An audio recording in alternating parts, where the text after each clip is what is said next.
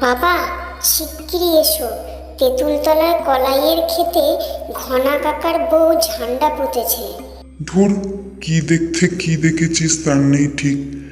আমার বিশ্বাসই হচ্ছে না ঘনাশ্যাম তার বাবার মতো নয়, কোনো ঝামেলায় থাকে না।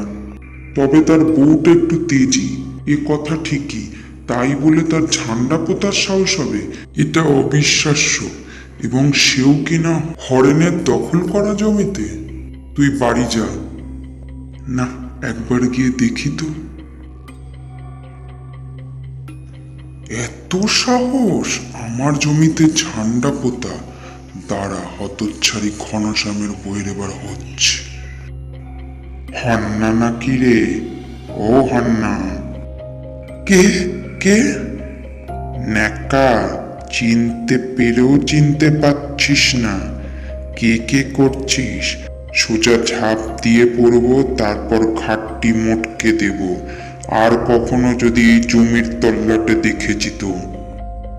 ওরে বাবা রে! বৌমা, মইটা নিয়ে এসো, নামি।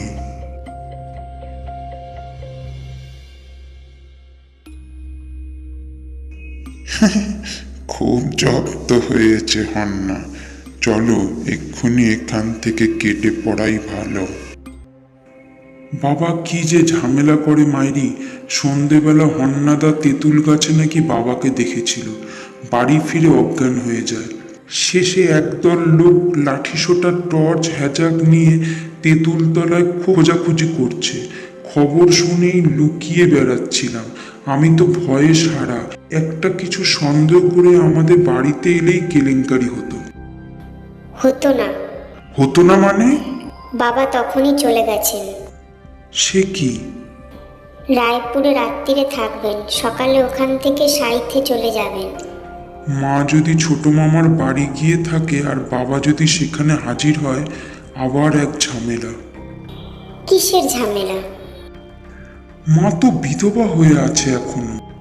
সে তুমি ভেবো না, তোমার মা সব শাড়ি গয়না গুছিয়ে নিয়ে গেছে সঙ্গে।